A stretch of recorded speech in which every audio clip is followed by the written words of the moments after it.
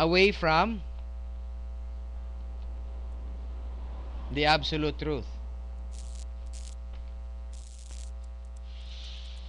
Let's talk about again ini nga concept. Okay? Siguro nadunggan ninyo ni siya one time, kunya di na kayo ninyo consider, no? Sa inyong mga minds. Nanganong gisgutan nato ni because kaning verse 13 nagisgot siya din eh. Diho, I have written to you children because you know the Father. And how do the children know the Father? God the Father. He's talking about God the Father.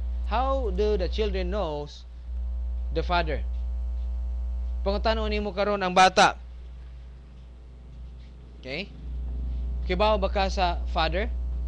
Is he talking about the children as kaning mga gagmayng bata? Most probably, but it would be very possible that he's talking about a baby believer. I write this to you children, okay? Because you know the Father. And paano nila naibalaan ang Father? Because of the very elementary principle of the teaching of God as kinumdum mo atong diri nga side sa gilid. Yeah? And the very teaching about who God is ug nganong naata ining kalibutan na karon ug sa unsang pamagi siya naga-relate sa ato ang kinabuhi. He's talking about this kind of God the Father.